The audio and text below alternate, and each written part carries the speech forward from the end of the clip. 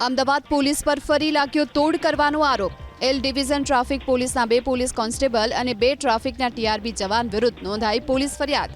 મસ્કતથી પંકજ ભાટિયા તેમના ભાઈ સાથે એરપોર્ટથી વૈષ્ણોદેવી તરફ જઈ રહ્યા હતા, ત્યારે જ એપોલો સર્કલથી વૈષ્ણોદેવી વચ્ચેના ટોલટેક્સ પાસે પોલીસે બંનેને રોકી તેમની પાસે તપાસ કરી હતી। તપાસ દરમિયાન પંકજ ભાટિયા પાસેથી 2 દારૂની બોટલ મળી આવી।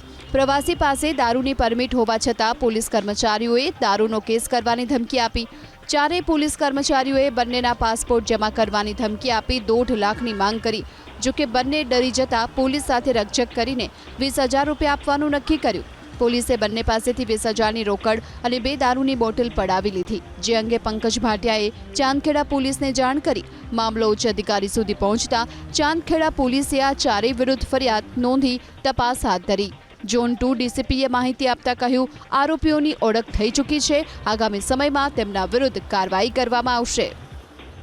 કેસ ન કરવા બાબતે અને ઇલીગલ રીતે તમે જે લીકર લાવ્યા છો એ અનુસંધાનમાં તેમને રોકી અને એમની પાસેથી 20,000 રૂપિયા લેવામાં આવ્યા છે।